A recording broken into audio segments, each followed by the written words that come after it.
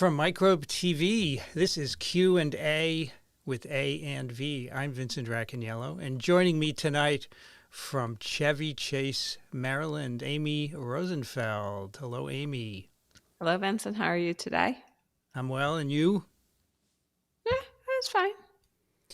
We have a special guest tonight who needs no introduction, but I will introduce him nonetheless. From New York, Daniel Griffin.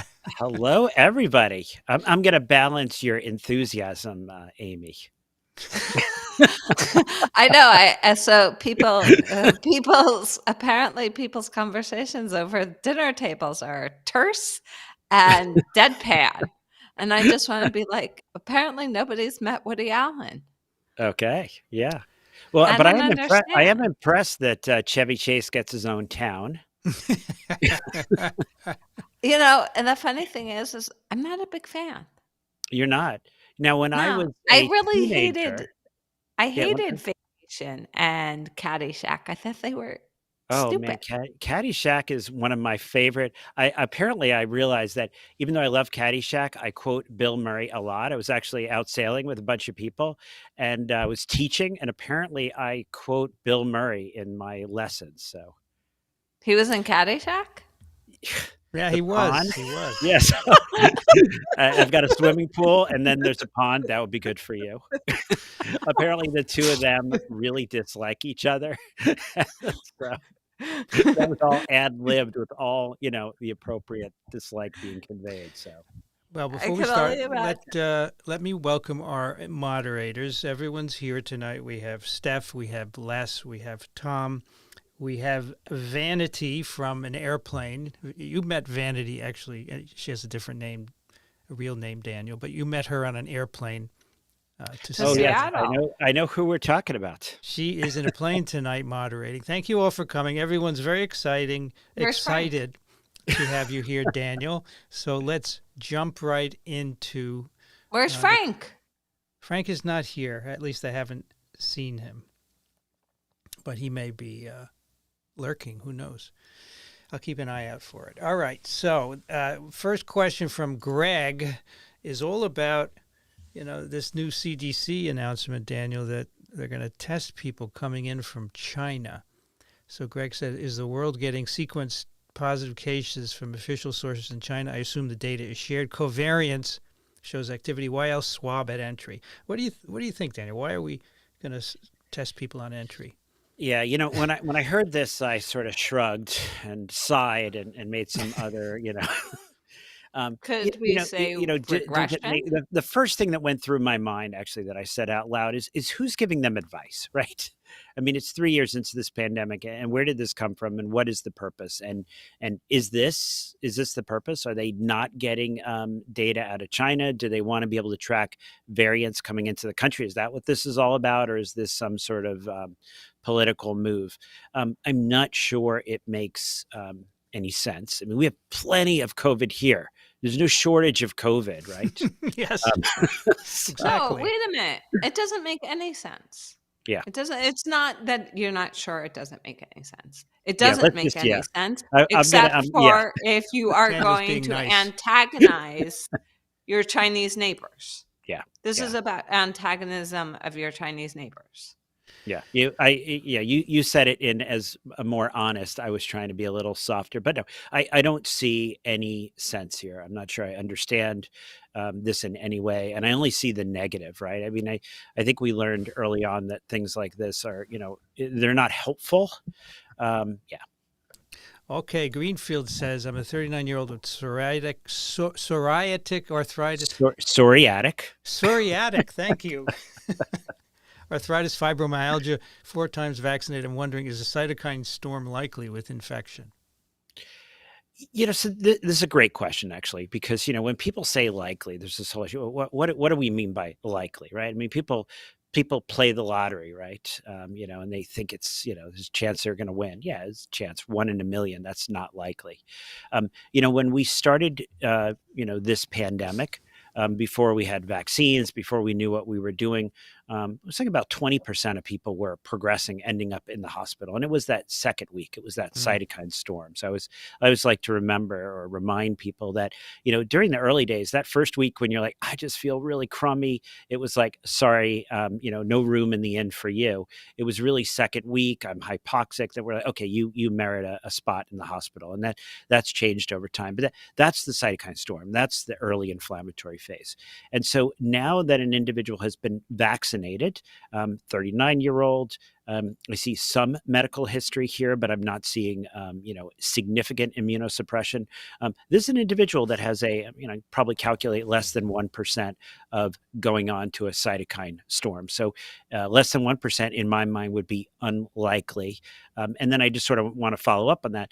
Okay, it's unlikely, but it's not a zero, because it's not a zero. You want to ask a couple things. What can I avoid doing to increase that? Let's not do that. I know that still goes on. And number two, what might I do to get that even closer to zero? So I think those are reasonable ways of putting this. Okay. I don't think you're ever going to hit zero, number one.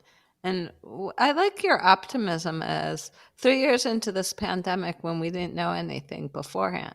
Like, we know something now. I think we do, actually. So this is good.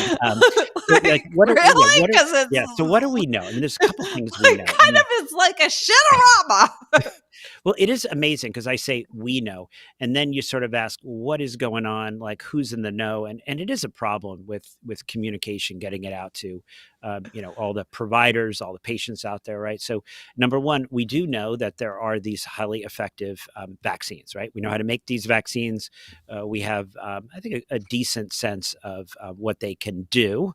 And again, when I say we, I mean like the three of us and probably everyone listening, but not the other 99% who, as my wife said, people think vaccines provide sterilizing immunity. And they keep saying over and over again, I don't understand. I got vaccinated and I still got sick. I'm like, oh, good God, please. We know that happens. Okay. So I cannot tell you how much I hate the term sterilizing immunity. Oh, we know very well that you hate it. We've heard it. It's amazing. Well, I love you too, Vincent. Yeah. Thanks for helping. But it's amazing, right? And my wife was even saying earlier tonight, because apparently this is what we talk about in the Griffin household, that the communication when the vaccines first came out was horrible. It was really horrible. Everyone was so excited to say something positive that they didn't really look at the long game and say, now is going to be a really critical time that we are honest and that we communicate really clearly what these vaccines are going to do. Because everyone thought you're going to get your vaccine and that's it. You're never going to get COVID. You're never going to get sick. It's all good now. And that's not true. Think about, we always use flu as an example when we want to, but then we don't use it when we don't want to. But, people always every year. Yeah, they get it. They get an immunization and yeah. So flu is kind of a bad example. So I guess you had left before then, because right after the vaccines came out, we were talking about them, Vincent and I. And I remember my aunt saying something about being protected. And I was like, well, actually, you're not protected. And she's like, but for polio, you are protected. And I was like, no, for polio, you're just protected against paralytic disease. It's mostly an asymptomatic infection. So you don't really know that you're infected. So the flu vaccine, everybody knows is crappy. The rest of the world believes is crappy. So it's kind of not the gold standard, but the gold standard is the polio vaccine. And they're like, well, we don't see any polio, so therefore you didn't get any polio infection, without ever recognizing that the disease mostly is asymptomatic. So it's perpetuated this idea of, Yeah, I think also do you know what I'm saying? Yeah, I think also we don't test enough. So we do have this idea that, if you are vaccinated, every interaction with the virus is going to be asymptomatic. And I'm not sure that's true. If we tested everyone much as we do with COVID, you're probably going to see some of those gastroenteritis, some of those viral presentations probably are exposure to polio in someone who's vaccinated. Yeah, probably, but we don't have enough cases anymore to test, right? Yeah, and we don't have that as an experience, right? So we don't have that as an experience. Exactly. You got the vaccines, no one gets paralyzed, polio's off the face of the earth, and oh my gosh, how's it showing up in the wastewater? Right. Probably been there off and on for. All right, we need to move to questions. Let's move to questions. Sorry. All right, Patricia this is says, a dialogue. These questions are interrupting. I love dialogue, but well, Patricia, not really. If you're saying move on to the question. Well, the other question, you don't understand. The questions are an interruption. Patricia wants to thank you, Daniel, for your work. It takes guts. I just wanted to highlight that. No, thank you, Patricia. Kang wants to know what criteria are used to attribute death to COVID. Is it consistently applied in papers reporting on vaccine efficacy?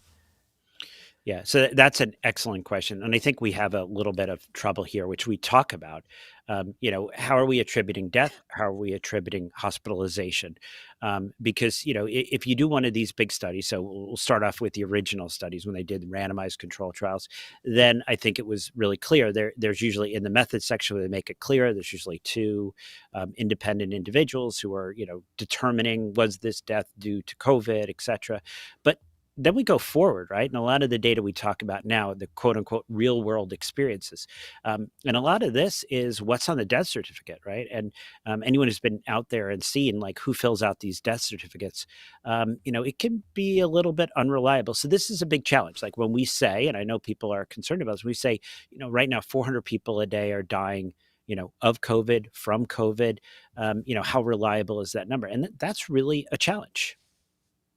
I think it's been a challenge since the beginning.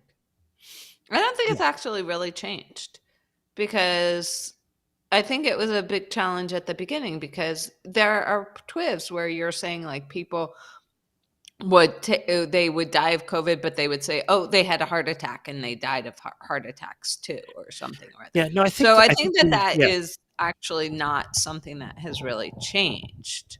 I think it should, but I think it's really like, it's still an ego-driven thing where we don't like to say that we have SARS-CoV-2 circulating in the United States. Yeah. No, I think we undercounted, right? Early on, we had a lot of people who just stayed home and died. They were afraid to come to the hospital. Even when you were in the hospital, let's say you were in the hospital, you were on oxygen and you had a stroke, you probably your death certificate said you had a stroke, didn't say you had a SARS-CoV-2 induced stroke. Yeah, no, and I'm going to keep going because this is an excellent question, Ken, because the other thing, and Mark Christop used to always make a point of this, and I have to say we made a big point of this at UHG when we were looking at the impact of interventions is, someone gets an acute viral infection and then 3 weeks later they have a heart attack. 3 weeks later they have a stroke. 3 weeks later something, is a cardiovascular event. Those rates are much higher in the unvaccinated than the people who are not vaccinated. Those are much higher in individuals within that time after these acute infections. We don't count those as COVID deaths, right? Those early times, remember we started noticing all these young people showing up in the ERs with strokes in their 40s. And those were COVID deaths.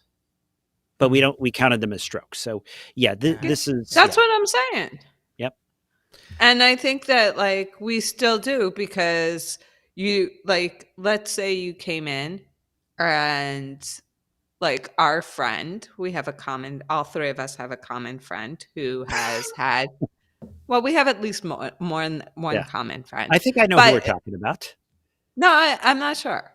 And I'm not sure because he's not your typical one that you would, he's not the top one. Okay. And he was on TWIV talking about his experience with COVID in March after he came home from China. Mm-hmm. And we know who that is. Yeah. Yeah, now you know who it is. And he was even talking about, shall I say, masks early on. So just by the way. He was talking in March of 2020 when other people weren't. Talking about masks and everything. And he said he could never catch his breath. And he had like, cardiac events and he couldn't like exercise and, and now he's really sick. Yeah. And whether or not that's not his SARS-CoV-2 infection did not contribute is really unclear to me because he's really sick. Yeah, I mean, I think that it's a great question, Ken, because these are tough things to get at. I mean, we talked on one of the clinical updates about excess mortality, right, which still underestimates, right, because people were avoiding other things. We saw a drop in motor vehicle accidents, then we saw a rise. I mean, so yeah, this is a challenge because people want to know these numbers to try to make decisions about things. Simon wants to know what you think about immune deficit, about whether not being infected much during the pandemic is feeding current surges. So, yeah. Yeah, I think people, it reminds me of someone who will remain nameless, but people have like made up terms during this. So this comment, this concept of immune Well, that's not deficit. me. Yeah, no, I'm not talking about you. I was gonna And say, maybe it's better if we don't know who I'm talking about. But no, this immune deficit business really was invented, and without making much sense. So we're still trying to understand. But when you come down to a lot of things, I always say, if you follow the money, or I guess in this case, behavior, right? Because we've tried to blame everything on the virus and this new variant and whatever. It wasn't all those Brits hanging out in a crowded pub around Christmas time. That's not why we saw more cases. It was the new variant, and so we've seen a tremendous amount of social change, people getting together. There's a lot of respiratory pathogens that are spreading, and I'm sure behavior plays a significant role in this. This immune deficit concept is just sort of something invented. Daniel, you need to get a sub-Sahara travel bow tie. Okay. well, what's his bow tie today? Actually, this is prions. So it's Cool. actually it is sub-Saharan, right? Because it's mad cow disease. How are your cows? You're So down to one, aren't you? No, I'm back up again. So my this is original impressive. cow, Bryony, died, but Bryony had a baby, Mary, and Mary had a baby, which is a bull, Peter. So now I'm back up to 2 cows. So 1 cow, Nice. 1 bull. Very good. Well, that's good. All right. Brian in Quebec, vaccinated, no comorbs, Paxlovid is not available. What is my plan?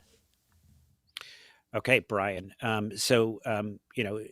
I guess the big thing that I'm not sure here is what your risk factor or not. So you're vaccinated. Excellent, right? That's going to drop our risk. Well, your risk, but our risk, the royal way, we're in this together, Brian.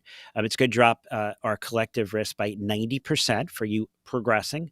The next thing is let's not do harmful things, right? A lot of things happened early on in the pandemic that were harmful. So do not accept that script for steroids. That's going to increase your risk of progression several fold. This is a virus, so no antibiotics for you. Unfortunately, these things still occur. I still get notices from my family who come out and say, my brother wishes to write me scripts for steroids. And I'm like, no. Yes, please don't. So don't do anything harmful. Now, Paxlovid is not available. Okay, so we're going to be sort of sitting with where we are. The next thing for you is to keep track, right? It's that first week when we feel crummy, the viral phase. It's that second week when hopefully you have a pulse oximeter on hand. Check your level a couple times a day. If it starts to drop, this is in the US, we say 94. In some areas, it's 92 or less than 90. If it gets less than 90, it's during that second week. That's when you actually want to seek medical help. That's when there is maybe about a 15% reduction with the addition of steroids, keeping you out of the hospital, keep you from progressing. I have to say, Daniel, people are very excited that you're here tonight. So just highlight one. Wait, why wouldn't you recommend that he Three Musketeers night? Sorry, Amy. Go ahead. I'm just curious as why you didn't think like remdesivir or anything antiviral very early on. Yeah, so it's a great question. I mean, I understand like monoclonals are not, they suck now, but you do have a few other options than to just I don't think that's so I don't think that's available in Canada. So, Vincent and I were on a call one time where we were looking at even the penetration here in the US, and it's less than 1% of all people that have acute COVID actually have access to remdesivir in the outpatient first week setting. Well, what are they doing with the 99 other people? Yeah, it's unfortunately, we live in a capitalist society, et cetera, and it doesn't seem to be a moneymaker. I think it would prevent hospitalizations, but then again, that would work in a value care system, right? So Kaiser should be doing this. I know we're doing it locally with the Catholics, and I know some of the other systems have set this up. So, it would be, remdesivir would be number 2, but boy, if you don't have access to Paxlovid, I'm not thinking there's going to be great access in kind of to remdesivir. Skipping, as you mentioned, over the monoclonals, there is molnupiravir, and not really particularly impressed. And on this clinical update, I'll talk about even some more data. Just not sure how much in this context, in a vaccinated individual, you're going to get from the molnupiravir. Well, yeah, I wasn't thinking molnupiravir, but I was thinking more remdesivir and some other stuff. But it's kind of disappointing that we still have such healthcare inequity at this particular point, 3.5 years into the pandemic. Yeah. I see Dr. Griffin, making progress. Does the doctor have to check kidney function before Paxlovid because Paxlovid can harm kidneys? Yes, the biggest thing with prescribing Paxlovid is that it is renally cleared. So you want to know the renal function so that the levels of these medicines don't just escalate. So you can often get that first dose and then go ahead and get the results on the kidney function, right? So that's what's happened in some situations. You don't necessarily need to know it before the first dose goes in the mouth, but you do want to know it before you move forward in the next 5 days. So if the renal function is normal, then you're taking 3 pills twice a day. If the renal function is less than GFR, glomerular filtration rate of less than 30, you're going to drop that to just 1 ritonavir, 1 nirmatrelvir. If it's less than, that's less than 60. If it's less than 30, then we're not going to be using the medication. So you can get the drug started. You can check the kidney function. You can look up, make sure you're getting the kidney function right. If the kidney function doesn't tolerate, then, we have other options. It's just, do we have access to them? And I think this also brings up something that just, is almost 3 years in, billions of dollars spent. What about making sure everyone has access to a doctor, to a primary care doctor? What about making sure everyone has access to an educated healthcare professional who's going to give them the guidance they need, who's going to take the time and effort to decide if this is appropriate and make it happen? We've spent a ton of money in the last 3 years, but not necessarily on everything that is sustainable. I just said about healthcare inequity. Dr. Griffin, my father has 1 functioning kidney, 4x vaxxed. What are his chances of renal impairment should he catch COVID? His doc won't give him Paxlovid. Yeah, so it doesn't matter how many kidneys you have. What matters is how well your kidney function is. So this is something where you go ahead and you do a blood test. And if the kidney function is, in this case, probably in a range that would allow for Paxlovid, then you would go ahead and prescribe Paxlovid again. And I've said this multiple times, and I get hate mail for this, but if the doc won't give him Paxlovid, if the doc is not educating himself up to the point, him or herself or themselves, you need a new doctor. And again, this goes back to the inequity. How hard is that to do? Well, here in the tri-state area, we'll make it happen. This is something that our organization is committed to with over 3,000 doctors that we make a point of educating, because if this happens, if someone would have been a candidate and they don't get treated and they end up in the hospital, that doctor gets a call from me. All right, everybody needs to move to New York, Daniel, right? I was going to say, the thing is I know, like, I was going to say, Daniel, because like even in Boca Raton, Florida, there's many uneducated physicians, because I've had conversations with my relatives there about other things, and I'm like, you need to find a new doctor, and then it's like, well, there is none. One's worse than the next. It's like, amazing to me. All right. Mitch wants to know, 96-year-old, not vaccinated. Her grandson wants to stay with her to go to uni. How do I protect her? Why is she not vaccinated? Well, we don't know. So let's start with that. So there are choices out here, right? So we've got the Moderna vaccine, we've got the Pfizer BioNTech vaccine, we've got the Novavax vaccine, we've got the J&J vaccine. I mean, there's choices out here. So if someone has an issue with one vaccine, there's the other. The other is probably, as we've seen, about 97% of the population has either been vaccinated or infected before. So we're in a different world now than we were 2.5 years ago. The grandson wants to stay with her. Who are we trying to protect? Are we trying to protect the 96-year-old or the grandson? We'll start with the grandson. Grandson should be vaccinated. And then again, if the grandson ends up, testing positive, don't do harmful things. Probably not a candidate for interventions. The 96-year-old, get vaccinated. Number one, no brainer there. Really good data, and we have wealth of experience. And then if that 96-year-old does get infected, we want to proceed appropriately. But I always want to make sure we mention, ventilation as well. But, if you're going to be living together, you're going to be sharing the same air. Thank you, Rob, for your contribution. Dr. Griffin is an aspirational TWIF this week in fungi. Okay. I didn't realize, Daniel. Well, Daniel talks about fungi on Postcast all the time. Yeah, I know. I was being we always make sure we throw in a fungi paper or two. Hey, Laura molds wants are to good. know, have any studies been done? You can never have enough mold. Have any studies been done to determine effectiveness of renal dose Paxlovid for people with normal EGFR? That's what my doctor wanted for me. Why would they want to use a lower dose? I wouldn't do that. The studies that gave us the EUA here were done with full dose Paxlovid. I've actually seen this happen, and it really just sort of, it's this idea that we're smarter than we think we are. And so, no, don't dose it inappropriately. There's a reason why we're giving it a certain dose. It's based on the science. Don't just go make it up yourself. Dan That's writes a comment for your doctor, not you. Really? We can't just wing it. A lot of docs think they're so smart that they're gonna think it through and wing it. Yeah, I know. Everybody now thinks they're an infectious disease doc. Yeah. All right, 35, fully vaxxed, go to urgent care for COVID and strep throat. Is advisable to get Paxlovid for COVID and an antibiotic for strep at the same time?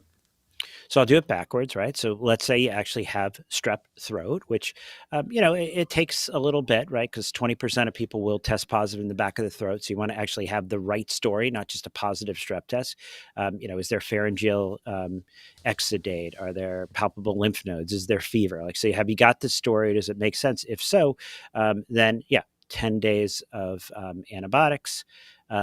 Makes sense. That's standard.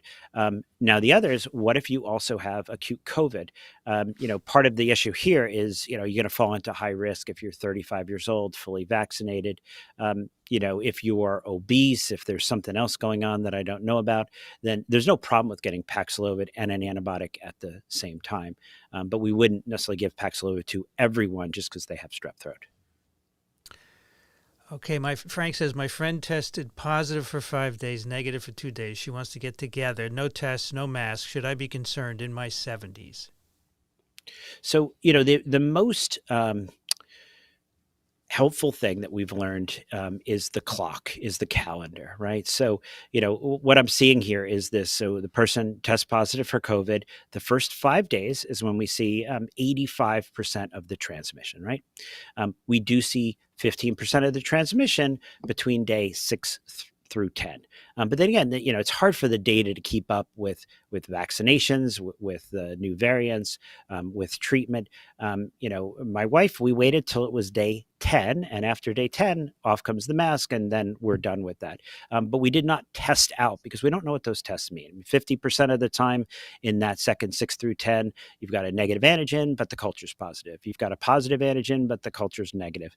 And we don't really know what that actually means. What's the sensitivity? What's the predictive value of those culture results? So in general, you're in your 70s, so you're an individual that if you got COVID, it would be a problem.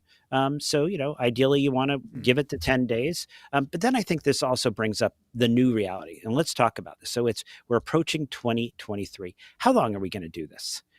How long are we going to continue to treat COVID in such a super special way? What if your friend had influenza? What if your friend had RSV? What if your friend had human metapneumovirus? I think you got to start asking yourself at some point, what is your risk tolerance? Are you going for this approaching zero? Are you okay with a 5% risk? What are going to be your options should you get COVID? If you tell me you're living in Canada and the doc won't see you for 10 days because that's the waiting list, and you've got a bunch of medical problems, okay, maybe you're going to make a different decision than Amy might make. Well, the other thing is I make bad medical decisions all the time. Because Amy is an incredible extrovert, so to not see a close friend of hers for such length of time just might not be bearable for her. So that's true. I am, but yeah, so like for instance, my sister had a cold, and my mother was coughing when she called me. She called her physician. And she's like, can I go for infusions this week? And we're like, yeah, you just have a cough. And the physician's like, well, you do realize that it's just a cough. So, that's fine. And my mom was like, well, Aim, what do you think? And I was like, well, Mom, did you know that there were 170,000 diagnosed rhino/entero infections, hospitalized diagnosed rhino/entero infections from the end of. I like the way you say rhino/entero, but continue. Well, it is the BioFire respiratory panel. Yeah. Yes. So actually, there were more than 170 because only 170 of those were EVD68. The rest of them were rhinos, most like rhinos or Coxsackies. Mm-hmm. Between the end of July and October 1st. And I was like, well, Mom, you could have this, you could have that. She's like, well, why didn't, Abe, the doctor isn't that specific. I was like, well, there are other diseases out there, Mom. Yeah, and you could have more than one at the same time. So. Yeah, Occam was not a physician. Well, yeah, because I just got over tonsillitis, which then turned into upper lobe pneumonia. NY Cohen says, do you think having multiple COVIDs over the space of 6 months would have a similar effect to having multiple vaccine doses? We have learned a lot about this, and this is, I think, an interesting topic. A lot of people really cared about this early on, this whole idea about getting exemptions, being able to do a serology test, being able to say, look, I have this test. I've already had COVID. Why do I have to subject myself to vaccines, et cetera? The other is us from a global health, from a public health standpoint. When we say 97% of people have some form of immunity, whether it's infection, whether it's vaccination, whether it's a combination of both, and a lot of the metrics that people look at is they look at reinfection, which is a terrible metric because we don't care quite as much, or no, I'm going to say we actually don't care about repeat infections. We care about disease. We care about, severe acute disease. We care about hospitalizations. We care about death. We care about long COVID. We care about sort of all the other things. But getting the sniffles another time, you're a little bit more or less if you had an infection versus vaccination, or the other way. There was a recent paper that I was just looking at today that I decided not to discuss because it came down to just, do you test positive again, natural infection, quote unquote, versus vaccine? I'm not sure I care about the answer to that. What I care about is, are people going to get sick? And so when you've had multiple infections over time, when you've had 3 infections, you're probably getting very similar protection against severe disease as getting those 3 shots. Well, what I want to know is, what does it mean to have multiple COVID infections? So is that just that you tested positive? Because you can test positive for months. You can test intermittently. You can have a negative test, whether or not it's antigen or PCR. You can test positive for months, and then you have 2 negatives. Like, let's say you start testing once a week. Yeah. Then you go 2 weeks and you have a negative, and then all of a sudden it's positive again. Is that really a reinfection, or is that some kind of persistence that, for whatever reason, your other 2 samples didn't pick up? Yeah. No, and I think I don't really understand what what this means, having multiple infections over a space of 6 months to a year.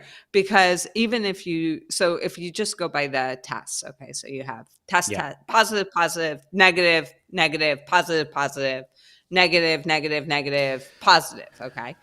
But we could take it from wait a minute. I'm not done. Standpoint. I'm not done. Jeez Louise, you're missing. Just wait. But let's say the first one was actually an infection. Okay. Yeah. So now you have this bolus of antibodies for the next 6 months. You have a gradual decrease of the antibodies, a waning of the antibody response, right? Yeah. But we don't just care about those antibodies. Well, that's what people care about. Well, I agree. Yeah, we don't. Those care of us in the know, we care about the non-neutralizing antibodies, care about T cells. Right, but what I'm saying is, it's so all you about tested positive. In theory. I don't care how many positives. It's just in theory. If you had 4 actual that's what I don't understand, that you could have multiple infections if you look at the antibody. But we can't even answer your question. We can't answer your question, so there's no point. We just want to know if you had real reinfection. Yeah, okay. But I think if they're actual infections, you're feeling fine, you get sick, you got a CT value of 12, that's an infection. You get better, and then 6 months later, 4 months later, stuffy nose, fever.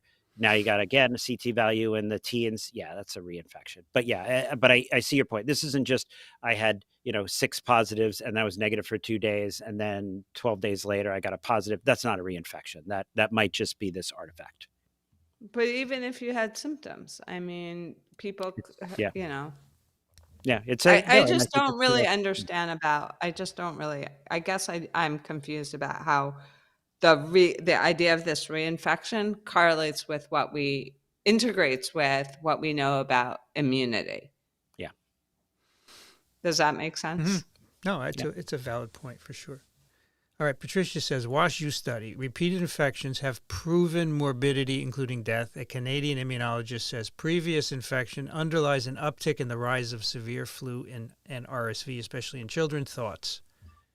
Yes, I mean, the first point is we've seen this many times, and anecdotes, resonate. And I've shared several anecdotes where, I've had individuals who the first time they got infected was mild. They wrote it out at home. They didn't need significant medical care. They got tested. I told them, don't do anything bad. And then 3 months later, they're in the hospital, and we had that woman in Europe. I remember sort of the first time it was pretty mild. Second time she died. That was worse the second time. So yeah, repeated infections. It's not like one infection and now you're, going to be fine for the rest of your life. So yeah, repeat infections, there is proven morbidity, including death. Now, the second, we talked a little bit about this on the last TWIB, is there's this idea that COVID causes this prolonged immune dysfunction, and that's why we're seeing the rise in all these respiratory viral diseases. That study really just looked at people with long COVID. We know they have ongoing immune dysfunction. I'm not sure that I can attribute all of what we're seeing, or even any of what we're seeing, to a post-COVID immune dysfunction. Thanks to Mac for your contribution. My question, kids 10 and 13, first 2 doses and booster last year. Do we need one this year? Guidance clear as mud these days. Okay. So, I'm going to channel Paul Offit here. You've got to ask yourself, really, what benefit are we looking for, right? So, this is, so kids 10, 13, you're not throwing in any medical issues, any comorbidities. So these kids are pretty low risk for really having any significant negative outcome, right? Maybe long COVID, that actually tends to be what I discuss with parents. There might be a couple % of the time that folks might end up with long COVID, and it's going to be in that low number because, that's the data we have with the current infections in this scenario in people that are vaccinated and boosted. The other, and I think this is the community issue, you could say, okay, so for maybe a few weeks, there's going to be some decrease in your risk of getting infected. And if you're not infected, maybe you don't don't spread it to someone else. So why is the guidance here clear as mud? The U.S. government bought 100 million plus booster doses, 170, I think it is, and they want us to use those. But from a science standpoint, you've got to ask, how much of a benefit am I going to expect here? It's not going to be huge. I think that's why the guidance is clear as mud.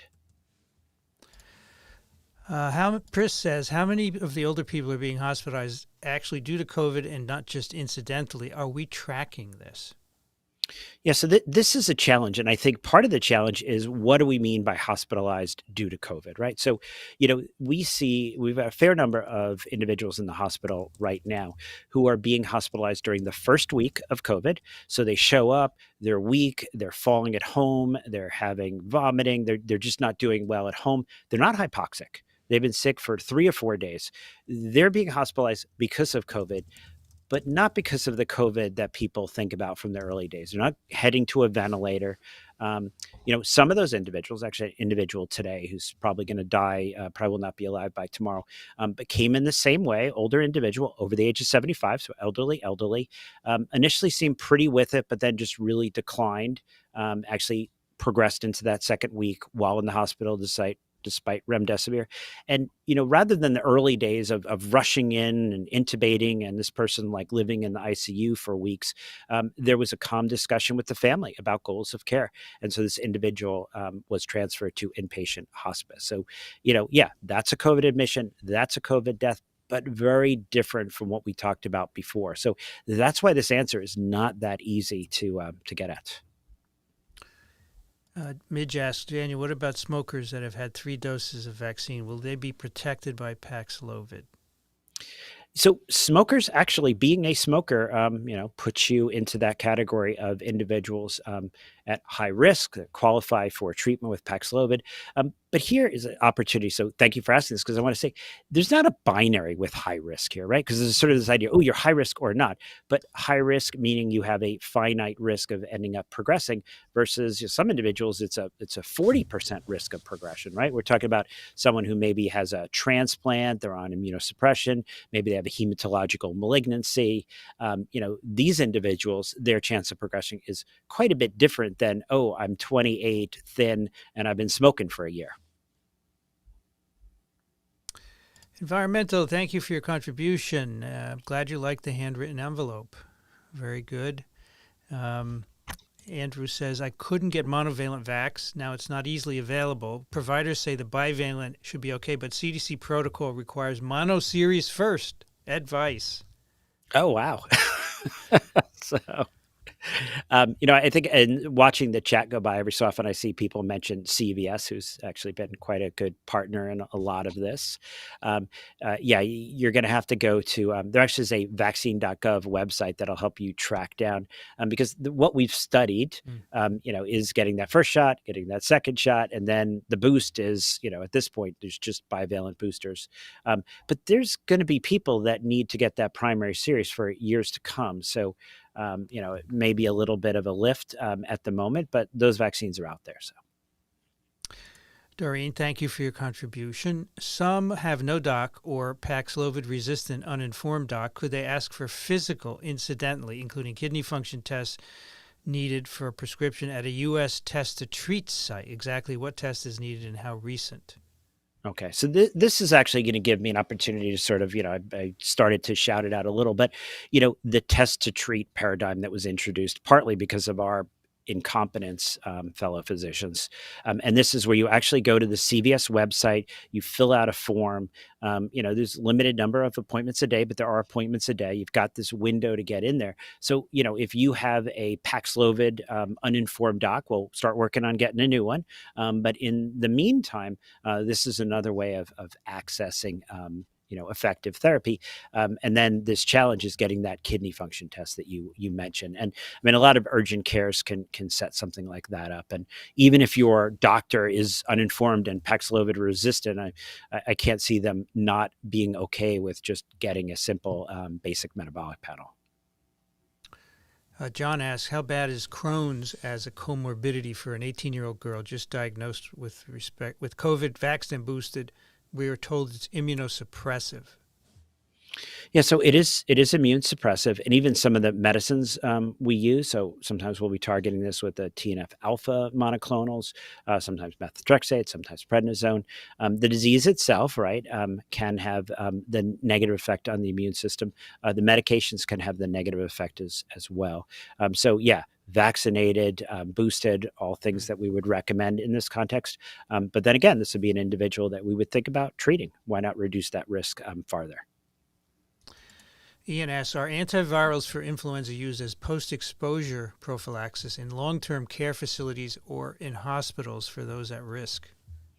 Yeah, so we still do this, and it's a simple lift because the Tamiflu is, for treatment, it's, with normal renal function, it's 75 BID, 5 days. For the prophylaxis, it's just take it once a day for 10 days, so you get the same box.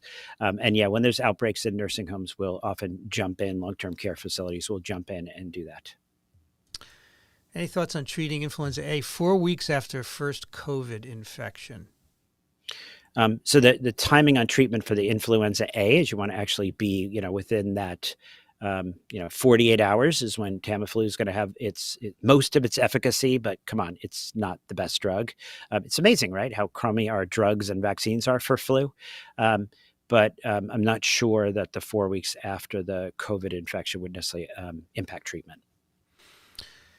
Pris says, what about all the folks saying mRNA vaccines are causing severe disease and deaths? I do not believe it, but when you keep hearing this, it's unsettling. Any counter arguments? Yeah. So, I mean, I think the biggest thing to counter this is to just ask, why are they saying this, right? So one, it's not true, but why did they say it? And, I just was recently editing Paul Offit's, he wrote his pandemic book. It's got to be into the editor by mid-February. But he talks a lot about following the money trail. Like, why are people doing this? And there's really big money in basically going down this road and trying to steer people towards buying, nutraceuticals and all these unproven remedies. And by big money, I'm talking billions. I mean, there's individuals out there who are now billionaires. I think they're going to lose all that money just by misinforming the public, misleading people. So it really is a shame. I mean, this is blood money. And I think, unfortunately, when you hear all this misinformation, it breaks my heart because they are responsible for suffering and death. And apparently, they're willing to sell their soul for that cash. Principal manager asks, will we ever get to 1 case per 100,000 for 14 to 21 days? If yes, any predictions of when? Yeah, so I think, again, this gets to this issue of, we'll get to that number when we stop testing. I feel like I'm back 3 years. But no, I mean, COVID is here to stay. SARS-CoV-2 is going to circulate. At some point, we're going to be a bit less vigilant to diagnose it. We're going to start diagnosing it when it's going to impact care. We're going to stop testing everyone who comes in for a knee replacement or, So, yeah, we're going to get to a lower number. But part of it is going to probably have to do with us looking less. Thomas writes, my 92-year-old uncle was in ground zero of Italian COVID, returned to the U.S. January, was very sick with all the symptoms, tested twice, both negative. Why? So, Vincent, he's asking you. I can answer, but you should answer too. So, I mean, there's a couple things going on. One is there's other things out there other than just COVID, right? I mean, you could, when you get sick, but I'm trying to figure this. Did he test? They tested him for COVID early when he was really, really sick and everyone else had COVID. Was it a crummy test? Was it a crummy sample? I'm not sure now. But yeah, the other thing is there's other things out there too. And it was interesting because early on there was this concept that, you either had flu or COVID. You can only get one thing at a time. And we've clearly described that was a mistake. And so in the early days of COVID, the other things were circulating as well. So yeah, I'm not sure here, but Vincent, any? There are other things out there, as Daniel says all the time, that can make you sick. That's it, right? Yep. Viruses, the ones that make you sick. All right. Sam writes, I'm a 27-year-old, 3-vaxxed male with long COVID for 6 months. I'm concerned about reinfection. Any information on long haulers getting reinfected? Weighing pros, cons of a bivalent booster.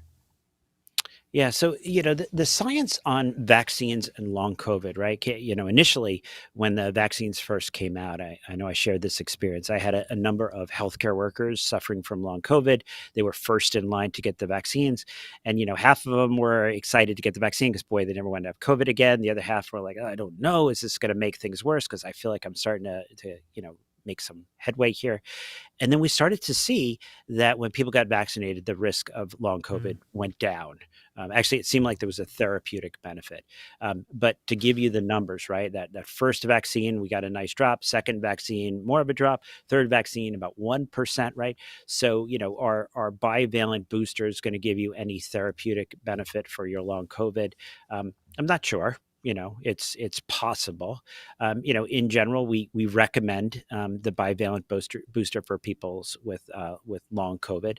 And part of this again is that even if it's only for a limited period of time, when people long COVID get another case of COVID, it usually is a problem. It usually is a miserable experience.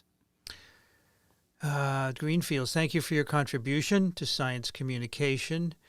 Ian writes, is the monoclonal palivizumab used for at-risk infants to protect against RSV? Are there further antibodies close to authorization? Yeah, so palivizumab is, it's interesting. They all end in mab, but then you've got these different, prefixes that go on there. So this is one of those medicines that high-risk infants can get this prophylactically. It's not therapeutic. They get it prophylactically to protect them against RSV, a certain half-life. It's really hard to get authorization because it's very expensive.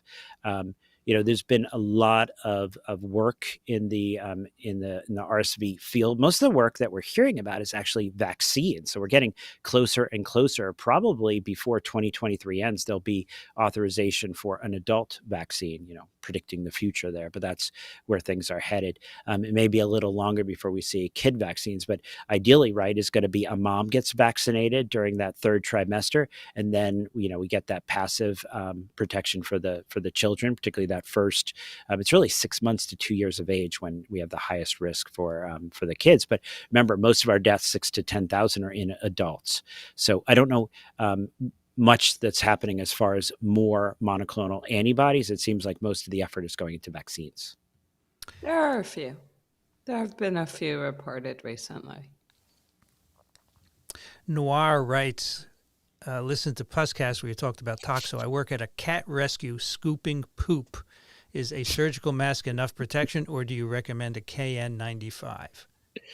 Well, if you listen closely, what I was pointing out is that the wolves that got infected with toxoplasmosis tended to be the high achievers, right? These are the ones that were more adventurous. They were leaders of the pack. So I'm not sure why you want to avoid getting toxoplasmosis. No, joking a little bit there. So yeah, one of the things that we did discuss is most exposure to toxoplasmosis is oral, right? People eating undercooked meat. The cat poop actually has to spend some time. So if you're scooping it every day, you're putting yourself at lower risk. But it does get aerosolized, and I don't know if we talked about that on ID Puzzcast. So considering that, the KN85 is probably going to offer more protection. Montreal writes, excess mortality in highly vaccinated populations barely noticeable in the less than 60. How bad is this thing for the vaccinated? Excess equals mainly older cohort. Agree? So I think this is a good point, right? And in many ways, I think we've said several times on our clinical updates that we're scaring the wrong people, right? I mean, if you look at individuals, you sort of point out here, if you're under the age of 60, if you're, gone through and got your vaccines, if you're not engaging in harmful activities, which hopefully is less and less, then you're really getting to the point where we're living in a new reality. But unfortunately, right, we still, here in the US, we have millions of individuals that are immunocompromised. We have millions of individuals who are elderly.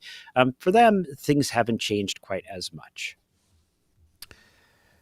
Brittany writes, what is a good interval for a bivalent booster? I heard 4 to 6 months to have a better memory B-cell response. Worried I haven't gotten the new one. Wait a year.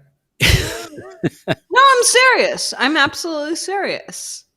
Because, I mean, if you think about it, it's a booster. You need to develop all of the go through the entire immune response and hypersomatic mutation and antibody selection and everything. You need at least a year. Vincent, any thoughts? She's right. It should be a year, but what is the CDC recommendation, Daniel? Well, it's it's not interesting, right? scientific. Yeah, well, it's interesting because Paul was saying about the discussion on the panel when they said, "Oh, 2 months," and people are like, "What are you talking about 2 months? That's not enough time." And they're like, "Well, at least 2 months." And like, yeah, it's still not enough time. So at least 2 months is not enough time. And I think one of the things here is we're learning. This is, as we put out, this is not influenza. It's not polio. It's a coronavirus, and it's a vaccine, and we're trying to understand what are the correlates of protection. What is it that we're stimulating that is protective? It's not just neutralizing antibodies. It's probably not just the antibodies that are non-neutralizing. It probably has a lot more to do with cellular components of the immune system, the rest of the orchestra. So we don't really know, but the current CDC recommendation is at least 2 months, but I think the people in the panel would have liked that to be at least 3 to 6 months. Yeah, but I mean, you even need it that often. Right, but I mean, let's just get real here. Nobody's going to do a trial where they enroll 40,000 people and do T-cell assays. No. It's just not happening. And they're not going to compare 3 to 6 to 1 year. Right, either. and stuff. I mean, and the reality of it is, while it's not flu, it's definitely not polio because there's no viremic phase to it. Yep. So you have to go with what we know, and really the immune response is not really the program of the immune system is not really antigen dependent. It's really about whether or not you have a viremic phase or you don't have a viremic phase. And you see reinfections probably as equally amount of time for rhino/enteroviruses that are aviremic because they're respiratory as you do for flu, but because you get a sniffle and it lasts 48 hours of inconvenience, you don't get to go to the doctor and get diagnosed with it. I mean, most people don't really care, so you don't really have any idea, right? So, I mean, basically, it's all about you study a model organism and then you plug your organism into it to find where the holes are. That's the way I was trained as a PhD student. Yeah. No, I mean, and the other part, which so therefore, if we're vaccinating, if we're saying we don't need a boost, stop laughing. No, the other part, which I think is important, Amy, was the second part of the question. I'm worried, and the question is why are you worried, right? And I think that was part of this messaging with the boosters is that we have seen really good protection with 3 doses for most people. So if you say, but I'm 85, but I have a bunch of medical problems, okay, then yeah, go ahead, get a booster now. That's reasonable. We're still learning. But don't be worried if you're outside of that high-risk population. We're not even sure how much protection is being given and how much protection is needed. Yeah. And even if we even need to be boosting every year, 3 shots may be enough in most people. We'll see. Right. I mean, we're just going off of a titer of a neutralizing antibody of an in vitro assay, which we have put a ton of weight in. Yeah. And like for my viruses, those are the best biological correlates to protection.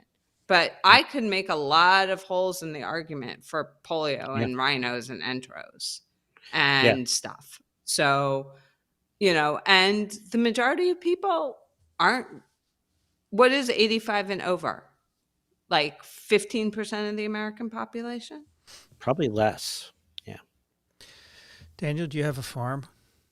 I'm sort of developing one, right? So I've got the cow and the bull at the moment. I'm hoping to acquire 2 more cattle this coming February when prices come down, because it's always important to time your purchases. But I do feel like I need more land there in Uganda for the animals. Does Paxlovid work on the new variants? Yes. Why wouldn't it? I mean, we don't actually. No, I'm serious. I don't understand these questions because it's against the protease. It's not against the receptor. Know that. Amy, they don't know that.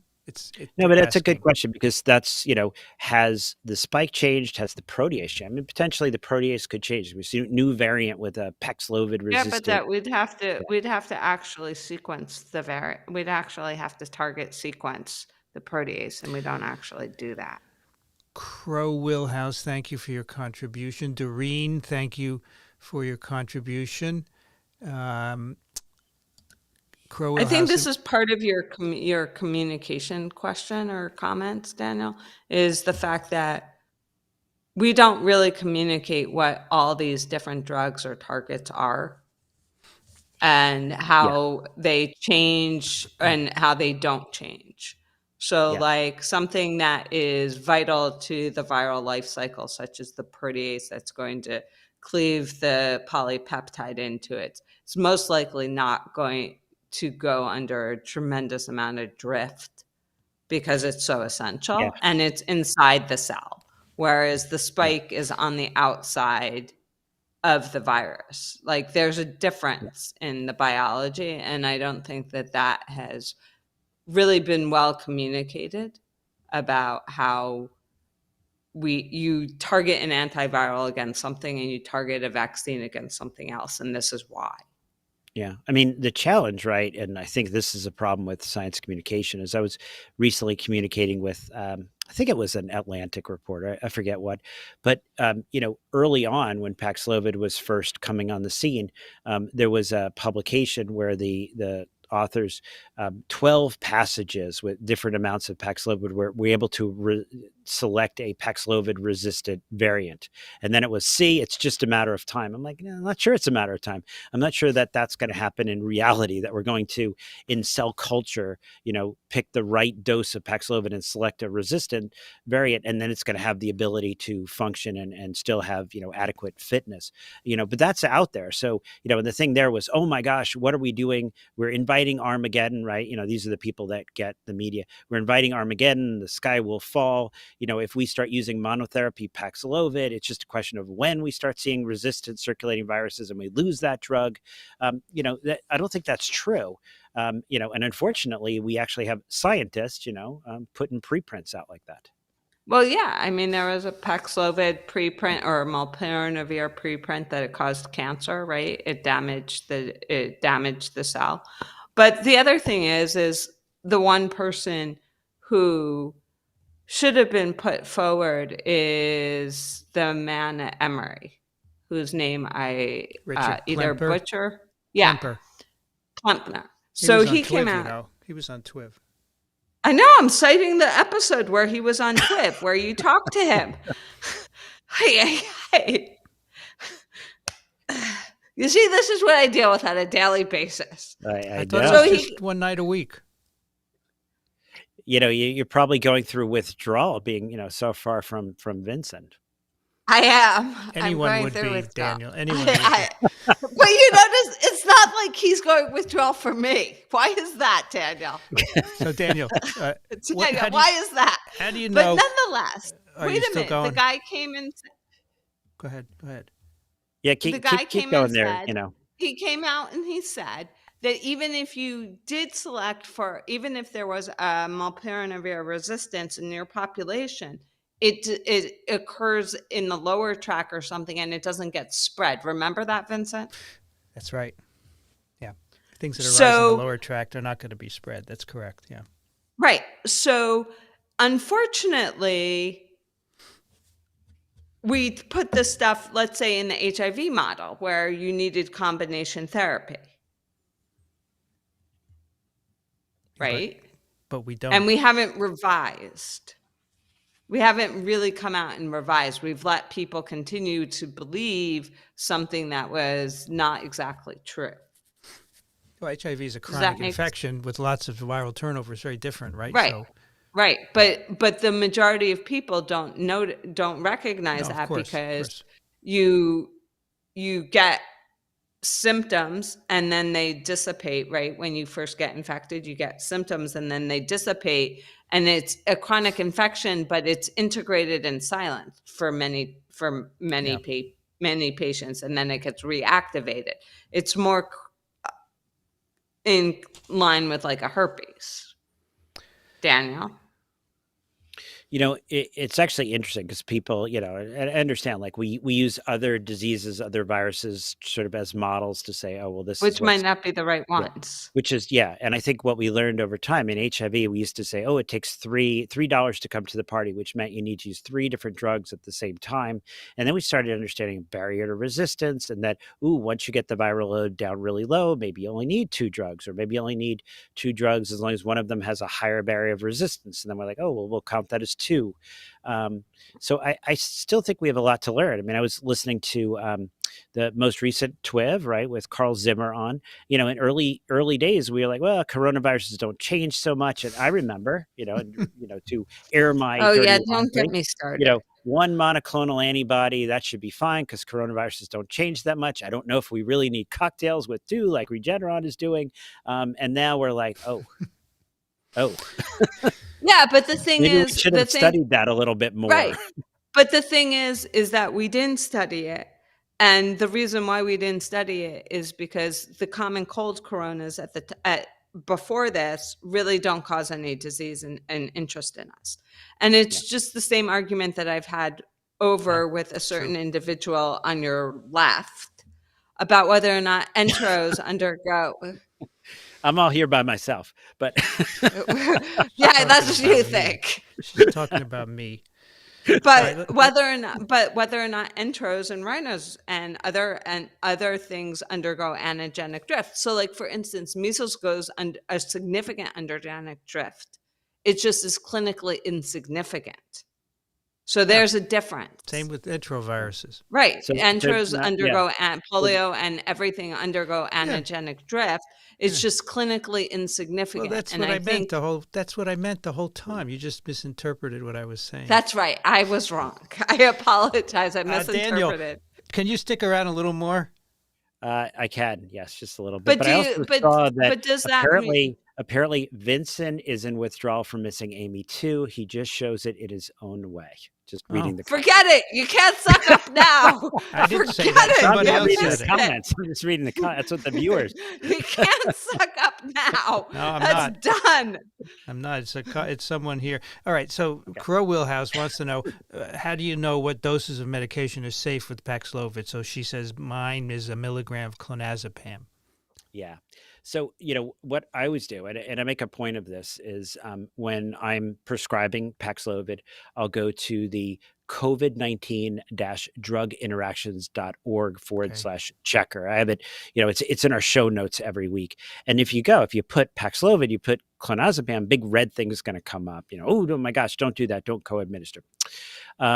But, if you're going to take your milligram of clonazepam, maybe you'll take 0.5 milligram. We will, those of us familiar with managing medications, which all MDs and pharmacists should be, there's ways to work around that red, end of the world warning. Is it recommended or not to take Benadryl and or Robitussin while being infected?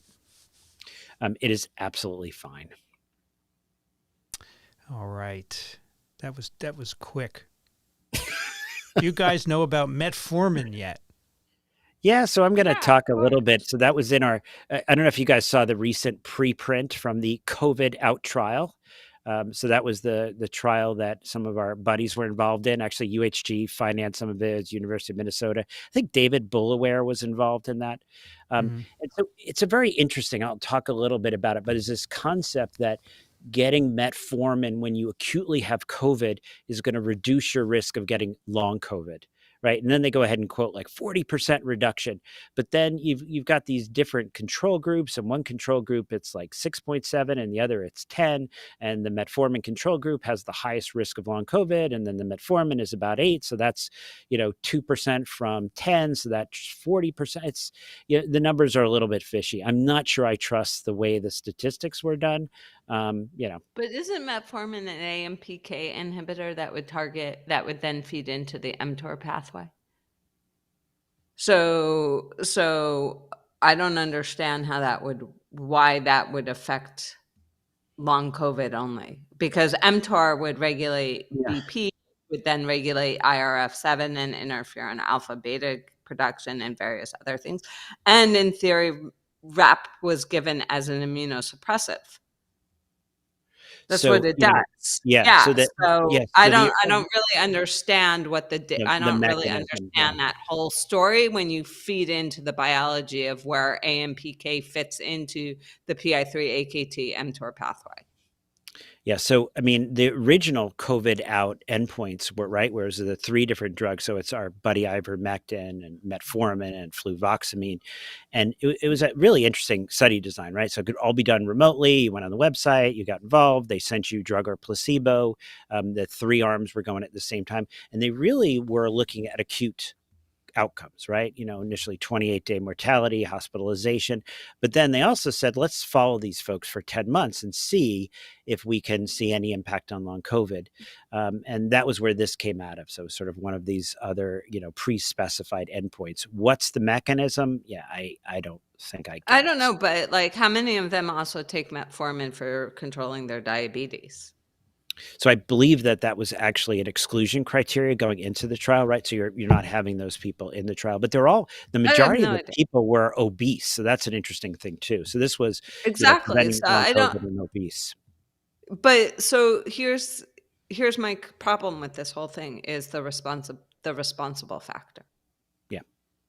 Where you didn't really take into account what we know about metformin and the biology of what metformin does in AMPK regulation. Yeah. No, I mean, does that make sense? Here. Yeah, I mean, there's a history here of this idea that maybe metformin does something helpful in acute viral infections, which I don't quite, understand. But once again, it feeds into PI3 AKT through mTOR down to IRF7 and interferon production. I just have a problem with studies that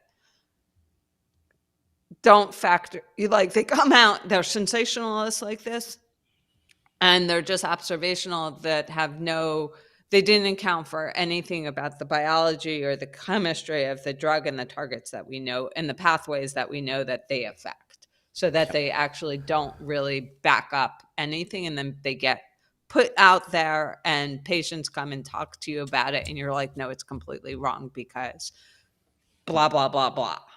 Yeah. Thank you, Ian, for your contribution. Daniel, have you heard about ocrelizumab? Ocrelizumab, yes. So what is ocrelizumab? So this is an anti-CD20 monoclonal antibody. So you can imagine, well, I will. So I was going to say, you can imagine what that does, but I'm going to actually say what it does. So CD20 is on B cells, but not plasma cells, right? So CD19 is on all B cells, including plasma cells. When they differentiate plasma cells, they lose CD20. So this is an anti-CD20. It's going to wipe out almost all your B cells. Well, all your B cells is not going to hit the plasma cells necessarily. So what's going to happen? This is basically a B cell depleted person. So unfortunately, we've seen COVID in these individuals, and it's a bit of a problem, right? Because you don't have neutralizing antibodies, you don't have regular antibodies. You basically lost that whole B cell arm. So these individuals are high risk and have had bad outcomes. Well, my mom must be very lucky then. When a person tests positive for COVID and is prescribed Paxlovid, is it recommended to use over-the-counter medications for symptom relief? Yeah, so as far as using, ibuprofen, Tylenol, Benadryl, things like it's absolutely fine. You just want to avoid those steroids, those antimicrobial medicines. But yeah, normal over-the-counter medications are fine. Can you get Paxlovid from an online doctor? So you can actually, yeah, there are, telehealth visits and it's absolutely fine. I mean, an interesting thing we've seen during the pandemic, I think this is really positive, is an explosion in telehealth, right? So a lot of folks live in parts of the country where the medical care isn't ideal, isn't ideally what it should be. And, there were a lot of loosening of regulations. There was a lot of over, state line prescribing, managing, providing access. And the interesting thing, particularly with infectious disease, the outcomes are actually really almost identical, whether you're sitting there in the office or whether you're doing it online. So we still do a fair amount of telehealth. So occasionally you have to just say, hey, you got to come, I got to see this in person. But a lot, particularly acute COVID, that can be managed via telehealth quite well. Did you see the article about the rural hospitals, like especially in Idaho? where the government is giving them excess monies, but they can't admit anybody? No. Did you? No, I didn't see this. Oh my gosh. Yeah, you should read that, because that impacts how they're going to be able to deal with the pandemic and future pandemics and stuff. But yeah. So N.Y. Cohen has a friend who went to an urgent care in Westchester and was told by the doc there that Paxlovid had a high incidence of rebound. She's fine, but I was sad to hear about this. Yeah, no. So N.Y. Cohen, that's upsetting. We actually have Optum urgent cares in the Westchester area. So you and your friend should go to our centers, our urgent cares, and if the doc says something like this, let me know, because that doc will be getting a bit of education. Kane says, are there any OBGYN who will prescribe Paxlovid for high-risk pregnancy, 36 years old with good blood work, or is it Orlando? No, so this is a question that just came up this week. Again, one of my partners, had this, they're not pregnant, but it's about a pregnant individual. So individuals, when they're pregnant, are at high risk.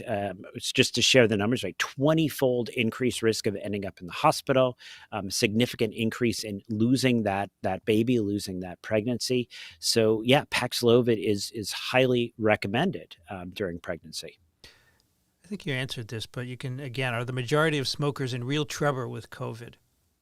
It's going to be an increase in your baseline. It does check the box for someone you think about using Paxlovid again. But, a lot of it, how long have you been smoking? How much are you smoking? What else is going on? If I'm already taking steroids and contract COVID, is that risky? Yeah, that would put you at high risk of progression. So you're definitely an individual that you would want to look at treatment options. Thanks, Bad Cat, for your contribution. If assisting in subcutaneous and non-med setting and get needle stick, what antiviral for bloodborne diseases, first aid available, topical, injectable, oral, etc. Right. So, you're going to be worried about HIV. You're going to be worried about hepatitis. So yeah, you're going to, if you do this, speak to your medical professional. And actually a lot of ERs, here in New York and most of the country actually have like a whole sort of thing they break open, because, if you're worried about HIV, based on the data, there's a time window there. We really want to get those in within the first 48 hours. All right, John, thank you for your contribution. Let's see what else we have here.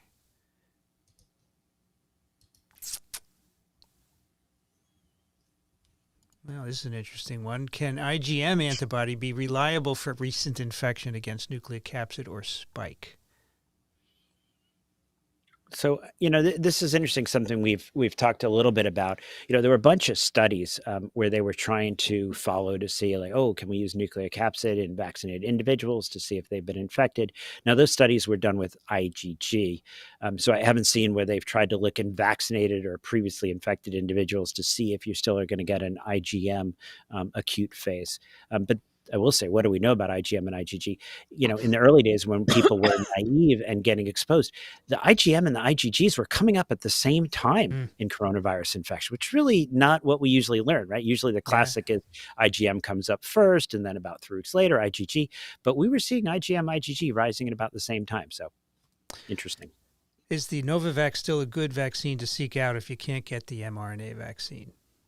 Yeah, I think the data is really solid. So, yeah. How do you distinguish a COVID rebound after Paxlovid that should be treated again with Paxlovid? Oh, it's easy. There is no such thing. All right. And this is a good one, actually. The lively conversations here go a long way to show how unlikely it is for some kind of coordinated vaccine conspiracy behind the scenes. Love it. Because we wouldn't all be able to get on the same page and conspire effectively. Exactly right. Exactly right. Vince, I think, Amy, you would spoil it for all of us. Oh, absolutely. Yeah. If we were trying to have a vaccine conspiracy, Amy. How would I spoil it? By being correct? Yes. By being the only one who's correct? We'd say, Amy, stop. That's not the party line. Thank you, Gabriel. Yeah, that's not going to happen. Thank you, Gabriel, for your contribution. And thank you, James, for your contribution as well. Let me see if there are just a few left here for you, In fact, Daniel. somebody just wrote to me, Daniel, saying how grateful they were I was in the enterovirus field and I was the sole non-bullshitter in the enterovirus field. Ooh, you just used a bad word. There might be Daniel, children. would a national health system improve informing uninformed doctors? So I don't know, actually, right? I mean, having a national health system doesn't necessarily mean you have a national education system, right? So thank you for your contribution, Touge. Thank you very much. Dr. Griffin, we use azithro and Tamiflu early in flu. Many studies support this, despite the azithro seeming irrational. Oh my gosh. But that antibiotic was shown, like Arthur Krickstein used it against Zika. That antibiotic, for whatever reason, is generally used against viral infections. It's like the one that they think works. Yeah.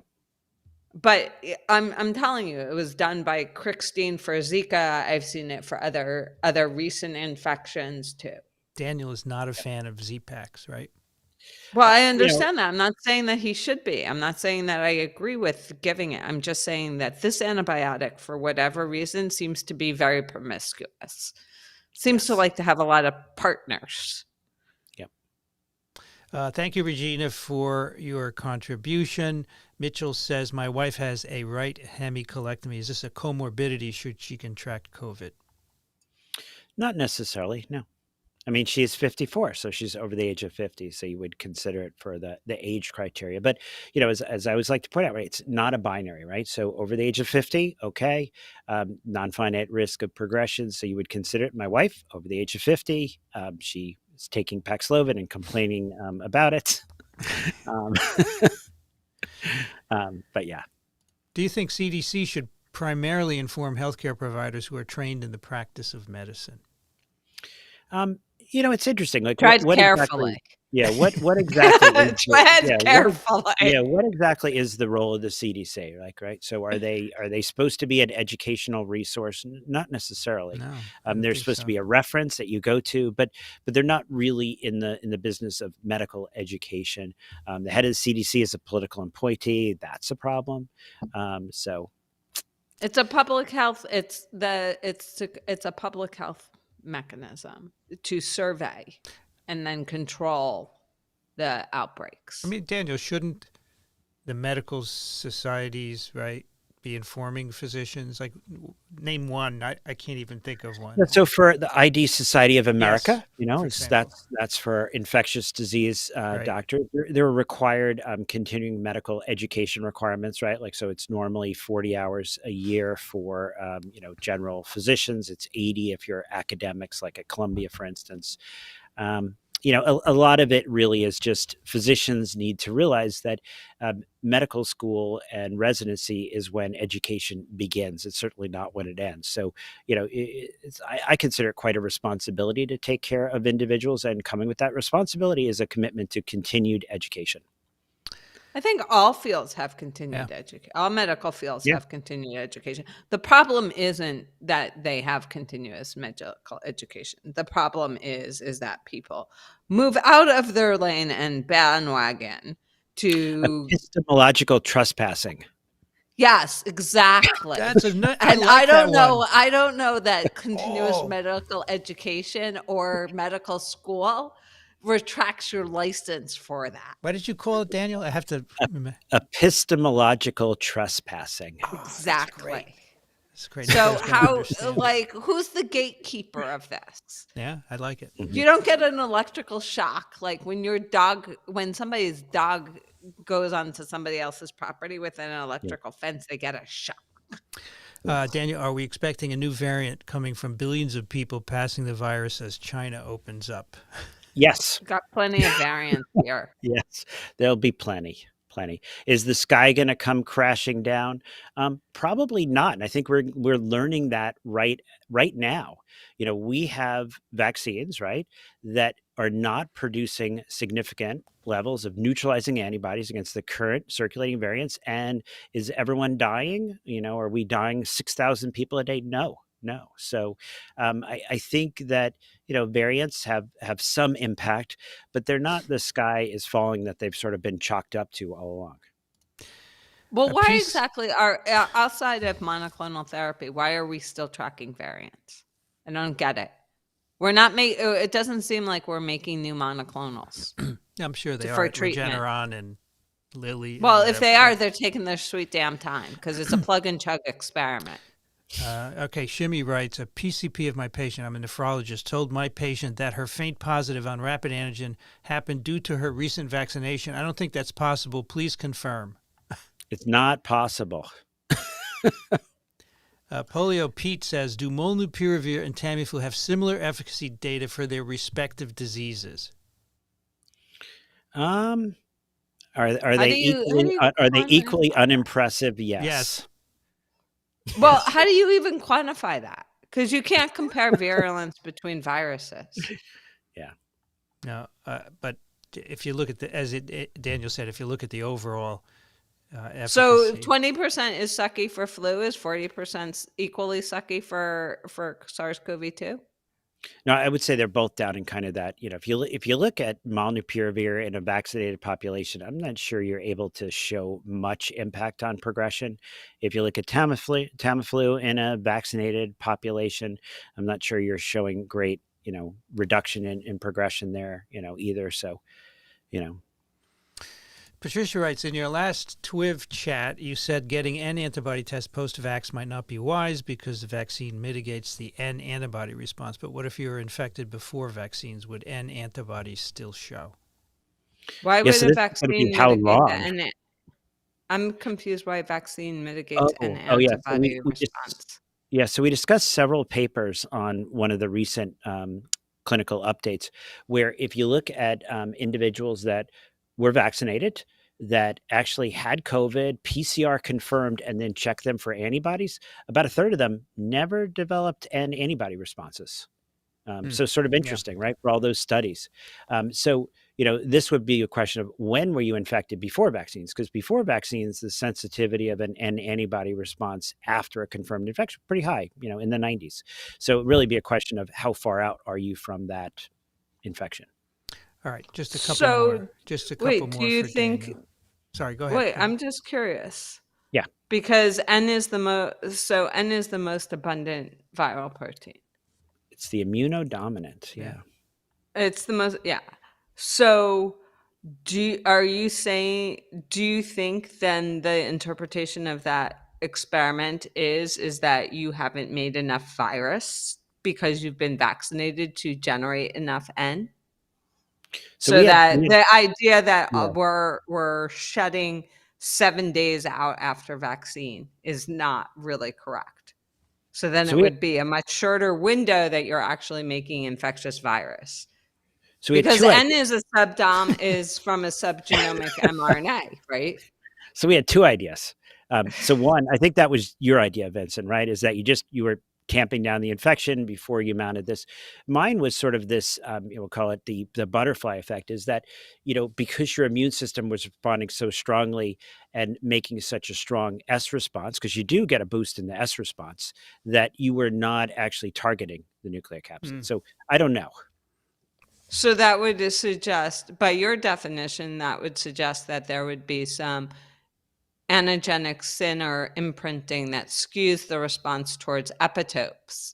Yeah. And I don't know, do we want to go down that? Yeah, I don't know. Do we want to go down that pathway? Well, so my idea of how do you sort this out is time, right? So if you start saying, well, how long, because we're going to see this in the future, you've gone a bunch of time, you've really dropped your circulating antibodies, and now your immune system, is going to see that and so will you start seeing nucleocapsid responses in people with distant history of vaccination? So, yeah, but I will fully say I'm not sure I fully understand the mechanism. I'm just sort of hand waving ideas. Well, the question then expands because I know that there are people who are thinking from just the literature that are thinking that they're going to do next generation vaccines using E and M. And we don't measure any of those antibodies. So if I extrapolate from this finding, then if I gave people a ton of spike I would never have E and M antibodies, which could also be protective. All right, last one, Daniel. I heard from a doctor in New York there's a surprising increase in HPV-related serious lymphatic cancers in older men. Have you heard about this? Yeah, so there is, but I'm not sure I know exactly sort of the timing of when this started to rise, and if I can sort of, say anything about, kind of what's going on there. This may, a lot of these cancers, right? You usually think of them having pretty significant, periods of time before they evolve to become clinically relevant. So this probably has something to do with things that happened many years ago and probably not what happened recently. Yeah. Daniel Griffin, thank you so much for joining us tonight. Appreciate going over as well. Oh, and thank you everyone for joining us, all the people that sent us money and said nice things and asked excellent questions. Would you come back again sometime next year, Daniel? What about me? We're not done yet, I haven't Amy. seen you in a while, Amy. You don't keep in touch. I mean, I get texts a bunch, but what are you talking about? I send you papers like every day. Come back next year, Daniel, okay? Sounds good. I send papers every day. Bye, Daniel. Everyone take care. Bye. You know how to leave, Daniel? Just hang up. Is that it? And then I'm gone? That's it. Goodbye. All right. Everyone take care. Bye. Okie dokie. Let's get rid of that. And let's move your little name there. Okay. We have still some questions left.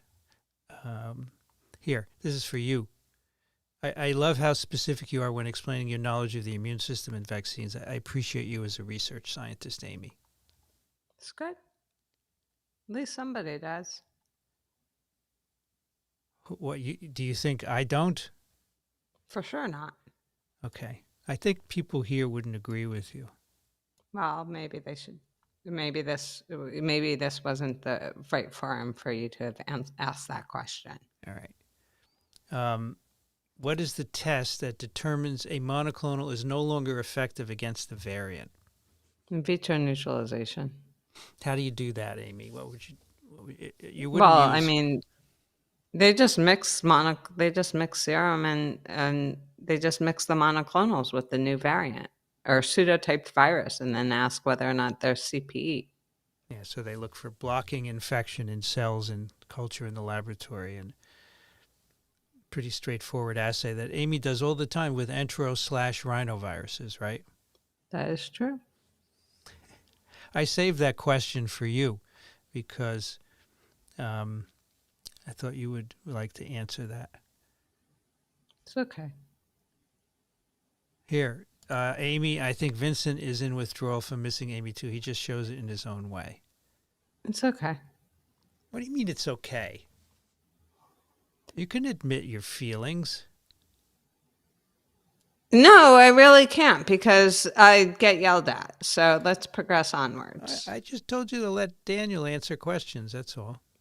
Right. And the whole point is to have a dialogue. No, it's to answer questions. I think people want their questions. I think that the point is, right, a dialogue, you should have dialogue and answer questions. And when it's not clear and there's something that's misstated, then you should ask why it's done, why you're misstating something.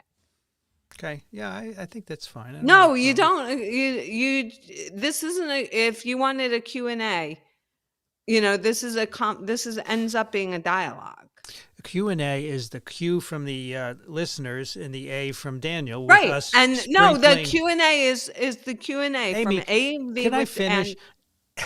You keep interrupting me and Daniel, okay? No, you interrupted me. The Q&A is Daniel answering questions from our lovely listeners and you and I sprinkling in a little commentary here. And it's not for us to hold court when he's here because we have our own nights for that. That's all I'm saying, okay? Well, no. That's not how it works. It's the three of us, and we have a difference of opinion, and we have to discuss. Okay. That's what the point is. All right. I read that phages. If you want to have an interview show, have an interview show. Him answering questions is not an interview show, Amy. Come on now. Well, then you can't complain. I can. I read that phages could be used against bacterial infection. Well, you're wrong. Oh, it's not wrong, Amy. I'm doing a snippet on TWIM tomorrow about just such a thing. You can do whatever you want. Made me wonder if there are viruses that attack other viruses, which could be developed as therapy. No, viruses won't be attacking other viruses. The phages attack bacteria, right? Not other viruses. So the virus thing is not going to work, Nebby, because a virus hits a cell. It doesn't hit another virus. And you wonder why I'm terse. Excuse me? You mean laconic? I don't laconic. Say more than one word. Yeah, terse is another synonym for laconic. Means one word answer. Tonight. You were loquacious tonight. I was surprised. Well, because there's things that aren't correctly stated, and when they're stated, they're confusing. Seems like Dr. Griffin matches his bow tie with flowers and the stone wall. Oh, no, that's not. Doreen says, I don't know what today's was a prion. It's not a virus. It's a protein that causes severe disease. Elizabeth says, even if we were worried about Paxlovid resistance, what are we supposed to do? Let all the people that Paxlovid could save die now in case the drug is less useful later? Makes no sense. No, we use the drug. We don't withhold it in any way, and we're not. Of course we are. We have an EUA that says you should only give it to people who are some years old, over, or have comorbidities, or though it's broken left and right. But the best answer there is the guy at Emory's answer. Yes. Those viruses, even if you get a Paxlovid resistance, they don't transmit. It's not a concern. Why was an EUA issued and not licensure initially? Wasn't enough data? I would assume so. I don't know. I don't work for the FDA. Excuse me? I don't have any idea. It's not stuff I know about. Okay, that's fine. But you do work for the FDA. It's the last thing I heard. Sarcasm. Okay. But at the end of the day, it was, while we were all initially concerned about Paxlovid, we really didn't understand. And he clarified our understanding, is that those variants most likely will never transmit. So we have 569 viewers. We actually popped over 600 for a while. That's cool. And we have 300 likes. So folks, hit the like button, please, because it helps get us more viewers, right? The more likes, the more viewers. And many of you have remarked that we have great information here. We're trustworthy. We're reliable. More people need to see us, right? Because people are seeing the wrong people. And so if you hit like, that will help. So you need to get us over 500 for sure. You know, on Tweevo the other day, we had almost 100%. Yeah, isn't that when I said what happened to the last 4? Yeah, that's right. That's right. Do you think 96% of the population has been infected, or is it more like 96% have protection through a combination of infections and vaccinations? It's a combination, right, Amy? Sure. You don't agree with that? I didn't say I didn't agree. I just said sure. Sure means I don't agree. Fine. Yeah, I think that's correct, probably. Okay, because you know the Amy lexicon, sure means I don't agree with that. One has to get a kidney function test before getting Paxlovid. Right, that's correct. How do you do that if you're sick? Many people have already had kidney function tests, and it's in their medical records, and you can just check it. This kidney function test, Amy, do you know how that works? No. Is it a blood test? I don't know. You took Paxlovid, so by definition, therefore, you should have had a kidney function test. Well, but to my knowledge, you didn't have one. Daniel said, "Do you have any? Are you being treated for any diseases?" So therefore, you don't actually have a kidney. So actually, therefore, a kidney function test is not really required. Yeah, it is actually. Normal renal function, EGFR. Patients with normal renal function. So I don't know how you do EGFR, but Daniel mentioned it, briefly.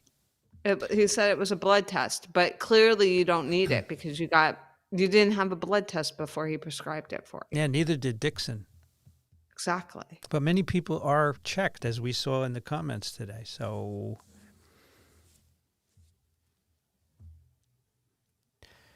does Daniel have to do plaque assays?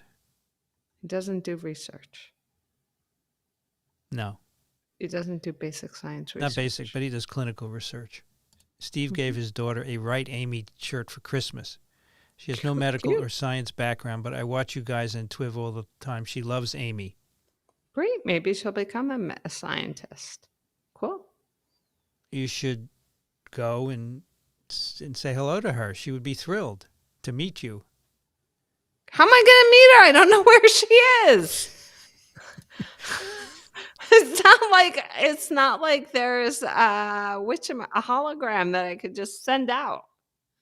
So MN says, isn't a kidney function check part of an annual physical blood work? I think that's the case, Amy. So I could go check my records and find a kidney function thing there. Thank you, Nancy, for your contribution. Really, really appreciate it. So, folks, did you like Daniel? Do you want him back? I think he was good. And Daniel and Amy have a good repartee, right? Huh? When I say something and Amy just looks at the camera, that's kind of like sure. It's kind of like you're off your rocker. Oh, you miss me so much, don't you? Huh?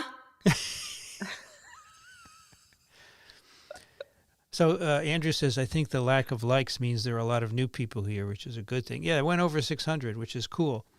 But it's still stuck at 372. You like Daniel? Maybe you need to refresh your screen. Maybe you need to push refresh. That was our Christmas gift, our holiday gift, Hanukkah, Christmas, Kwanzaa, holiday gift to all of you to have Daniel here. In the last week, I also released in these last couple of weeks a bunch of extra TWIVs that Amy liked, actually. She liked them. I said, did you like these? And she said, yes. She didn't say sure, which was cool. Zachary, thank you for your contribution. I meant to ask Daniel, what is your theory on why some people are still convinced mask mandates are the best route? Drosten and Crotty said they believe pandemic ending. Now, I don't care what they believe. Science is not a belief system, Amy, right? According to Dixon. It's not a belief system. Not at all. So I want to see the data of why they think it's the best route. I think it impacts transmission, but it's not 100%. You have to have multiple approaches, including vaccination. Of course, early in the pandemic, you don't have a vaccine, so you shut down your world. And Amy went to work every day because she was working on SARS-CoV-2. Do you remember those days? I do remember those days with Ori. And you were particularly lucky because you could walk to work. You didn't have to take the subway because the subways were closed, weren't they? Yes. Yep. But I walked to the grocery store. And how did you do with the grocery store? What was it like back then? I walked like 70 blocks to the grocery store, and then I walked home with my groceries. It took like hours. Michael said, what's more important for a crowded classroom, HEPA air purifiers or masks? What do you think, Amy? Probably masks. I think masks, but if you had both, that would be great. I'm not clear what a HEPA filter is going to do. It's going to take out the virus particles. Yeah, but, so like when you think about a tissue culture hood and a HEPA filter, right? It's directional and stuff. But in your classroom, it's not really directional. There's no negative pressure that pulls it up. That's true. So I'm just a little confused about how this aerodynamically will work. Well, it's going to be, it depends on how powerful the fans are, how many you have, and how often you can recirculate all the air, right? Yeah, I guess. I I think mean, it's I just think it's going to be I just think it's going to be atrociously inefficient. I think it sounded good on paper, like chasing a mouse after it jumps out of your cage with chopsticks sounds good on paper. Practicality, not so good. Where did the chasing mice with chopsticks come from, Amy? You don't want to Some mention it. Well, somebody told me that I should write in my protocol that I'm going to capture escape mouse using forceps. I'm going to run after the mouse with a pair of chopsticks as it runs around the floor and gets scared and, poops all over and pees all over the place. It's much easier to put the mouse to turn inside out the cage and capture the mouse that way, right? So I think HIPAA filters, they sound very fancy and, they work well for a tissue culture hood and a BSL-3 laboratory. I just don't see how they work well in reality. All right, noted. Amy, what do you think about vaccines optimized for cellular immunity? Good luck to you. I thought you loved cellular immunity. I like T cells. I think they're great, but I don't know how you're going to make a vaccine that's directed towards T cells. You have to find the epitopes. I think it's really hard. Well, we'll have to ask. And I think that's why there's no vaccines that are developed against T cells. Plus, how are you going to assay them? I think even more importantly is how are you going to assay that? Because T cell assays are not easy, and just interferon gamma production is not sufficient. Well, we have Daniela Weisskopf coming in January. We'll ask her. Yeah, I think that would be great. I think that would be great, but I think that there are a lot of epitopes, and interferon gamma just suggests that they're active, but you have to demonstrate CTL activity and stuff. You and I have a lot of epitopes of Q&A. Yes, we do. We don't number them, so you can't really tell, but we've been doing this for 3 years, right? Two. Oh, you don't want to make it too long, right? No, I'm just teasing. Amy, how do you pronounce CENTIMETER? Centimeter? You don't say sonometer. Sonometer? Okay. What do you say? Centimeter, right? Centimeter. I think you do, yeah.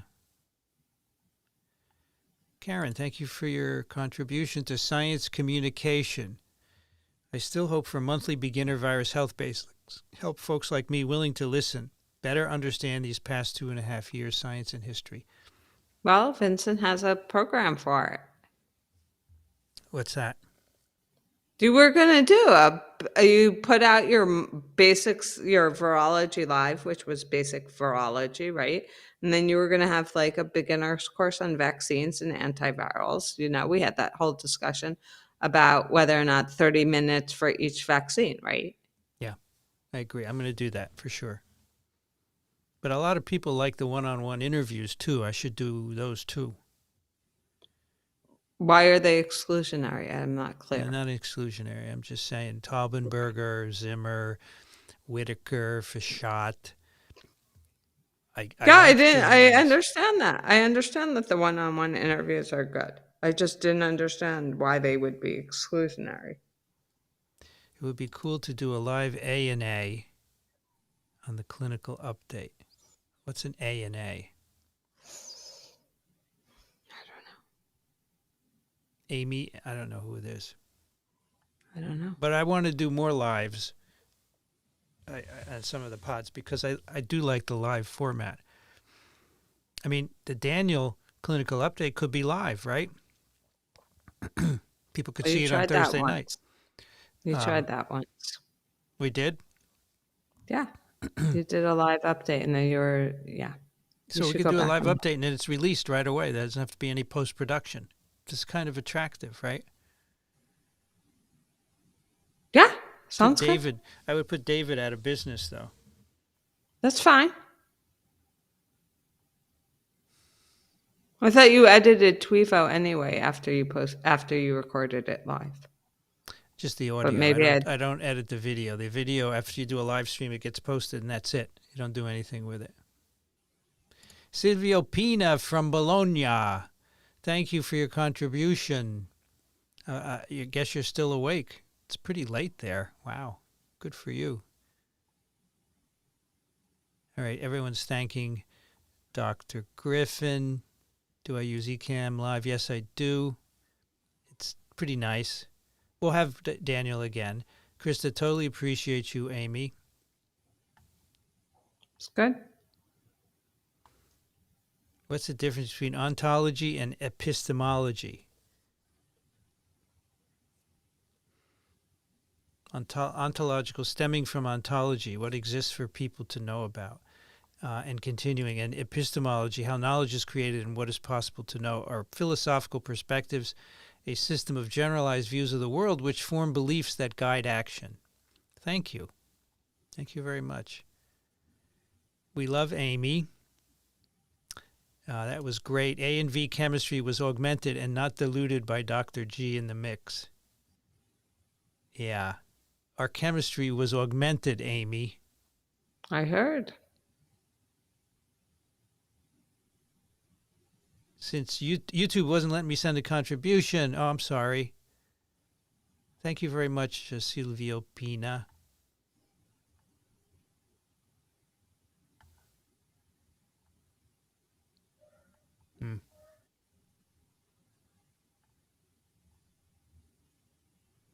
All right, everybody enjoyed it. Everyone liked your contribution. All right, so people thought I wasn't being nice to you, so I apologize. Okay. Sure. If monoclonal efficacy is cell culture test, then how do we know if it had any clinical benefit? Many times I've heard that cell culture testing is not predictive. Go for it, Amy.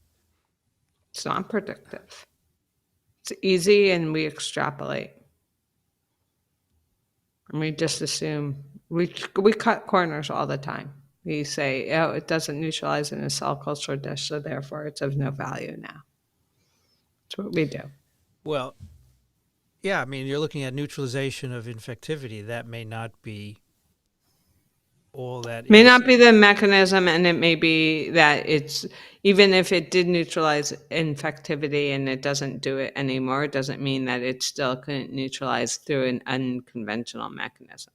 There Right. could be, an antibody could work in multiple mechanisms, right? Yes, neutralization is just cheating. one, right? Yeah. Well, no, I mean, even if it neutralized, right? I could have an antibody that bound virus and could neutralize, right? Mm-hmm. And then I change the epitope of the virus, but it no longer neutralizes, but it still binds. But now if I put it in an animal, maybe it neutralizes through Fc-mediated effector functions. Right? Yes. Because the original antibody could have been neutralizing first by binding to the virus and preventing whatever, and then also augmented by Fc receptor mediated functions, right? Yeah. It doesn't have to be mutually exclusive. Yep. Right? Yes, for sure. So therefore, if we just throw things out, you should also put up your isn't this the last week for your vaccinated t-shirt? So therefore, even though we've just assessed it by neutralization in vitro, we've missed maybe half of the way the antibody functions, right? Correct. Our assumption is always that it's mutually exclusive, but it doesn't have to be. So David's is a good point, as the discussion reflects. So some people are asking whether we have a Venmo account. Yes, we do. It's at Microbe TV. You can Cool. You can send money there, and therefore YouTube doesn't get a cut, but that's cool. It's fine with us. There was a lot of and get your last week of vaccinated t-shirts, your Spike t-shirt. Spike Use the Microbe TV. A couple of days. Microbe TV. After this, we don't get any more support from vaccinated.us. They did it for 3 months, which is more than they had originally planned. So we really appreciate that. They did it for like 4 months. They did? September, October, November, December, yes. We thank them for their support. Vaccinated.us, go buy a Spike shirt in the next couple of days. And we will get a portion of the profits here at Microbe TV, and we need help. but you want to send money if you couldn't do it tonight. Venmo is at Microbe TV. People are asking about that later. So, great. Yes, thank you very much. And yes, renal function tests are usually included in blood work at an annual physical. Mike says that Daniel probably had access to our medical records, but he didn't. He just asked if I had any health issues, which would include kidney issues, and I didn't. So maybe that was good enough. Yeah, we'll have Dr. Griffin back in a couple of months. What do you think, Amy? Right? Sure. How about some other Microbe TV hosts? Should we have them back? No. Why? Seriously? Nope. As you can see, me and Daniel on the clinical update every week. And Daniel is also on TWIP. Does anybody know any other YouTubers active in like Vincent in his field? Well, in science, no. But in other fields, people are very active, obviously. So there are plenty of other people. But in science, it's pretty rare to have YouTubers, yeah. Yeah. I thought you need a negative pressure room for effective ventilation that removes virus particles. That's what you were saying, right, Amy? Right. If surgery can suppress the immune system, does it follow that a SARS-CoV-2 infection can suppress immunity to flu RSV? No. So the idea is actually that SARS-CoV-2 infection would lead to interferon, which would suppress influenza and RSV infections. Right, but it's not because of a defect imposed on the immune system by SARS-CoV-2 infection. No, it's because it led to innate immune responses, which are nonspecific. Right, right. Amy, did you hire a research assistant yet? Environmental Coffee House wants to know. No, I'm looking. I'd like Amy's to hire looking. one. So if you want to work with Amy, you can email her and have her email right here. Oh. And she's going to look again, and we're going to start the ads in TWIV in January. So yeah, she's looking. Thank you, Zachary, for your contribution. We are probably past mask mandates. I would agree. As Daniel said, are we going to do this for flu? Are we going to do this for RSV, metapneumo? No, we don't. They say scientists that can catch mice with chopsticks can accomplish anything. Well, I can catch a mouse with chopsticks. It's inefficient, but I can do it. Yeah, you've done it. Yeah, I have. It was not fun. Could CRISPR be used as an antiviral? In theory, but I wouldn't suggest it. Yeah, so bacteria use it to defend against phages. That's correct. And so people are trying to exploit CRISPR to be antiviral. But as Amy suggests, there are problems because there are off-target effects. And so they're hard to get rid of. Is that what not you're just suggesting? Off-target. Yeah, but it's not just off-target effects. Did I not send you the paper that talked about how human genetics influences the efficiency of CRISPR? You did. So it's also, your own genetics. So not so good. Not the cure-all of cure-alls. Oh, okay. Sylvia Pina's in L.A. I thought you were in Bologna. Maybe you're from Bologna. And after Babel is in Bologna. Okay. Got it. Cool. I didn't know that. I got it all messed up. All right, folks. Let's go down and, thanks for the virology classes. Virology starts again in January at Columbia. And we're going to have a brand new set of lectures on YouTube, probably updated, right? For sure.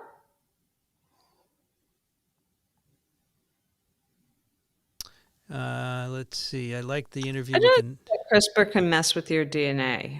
I don't think that that's correct, Les Well, it's Fappy. off-target effect. That's what I mean, right? Well, off-target is it cleaves the RNA, right? No, it cleaves some other target from what you're designing it to. Oh, okay. Okay. That's what I mean. Okay.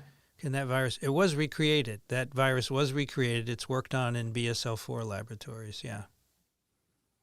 Yes. IgG4, people are asking about the IgG4 paper. We'll probably do that next year. All right, looks like that's it. Let's see. Am I right that chances of myocarditis higher from virus than vaccine? Yes. Should a 77-year-old very fit lady who walks 8 miles for fun get a 4th jab? Is the 4th jab the bivalent booster? Yeah, that's the only thing you can get now. I don't think you need to if you're healthy. Just have a plan. If you can get Paxlovid, don't get a booster. That's what my recommendation would be. All right, now it's time to say goodbye to you and all your friends. Is that how the song went? Anyway, let's thank our moderators. We had Steph, we had Les, we had Tom, and we had Vanity. Thanks all of you for coming. We broke 500 tonight. That's great. We'll be back next year, a week from today. It's a Wednesday, 8 p.m. And I wish all of you a very happy new year, a safe and happy new year. Hope 2023 is great. Dr. Amy Rosenfeld, thank you very much for joining tonight and contributing to the discussion. Always appreciate it. It's good. Happy New Year. Happy New Year. I guess I won't see you until next year, Amy, right? I don't know. I guess. Just joking. I'm sure I'll chat with you tomorrow.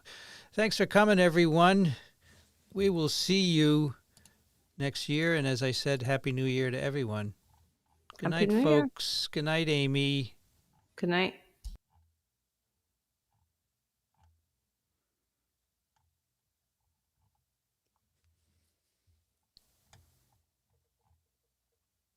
I can't find my plaque assay. Where is it? It went away. I'm just sitting here. Well, I'm still seeing you guys. I didn't end the stream yet because let me get rid of guest number 2 so I could be all alone here. Let's try and find. There it is. Good night, everybody.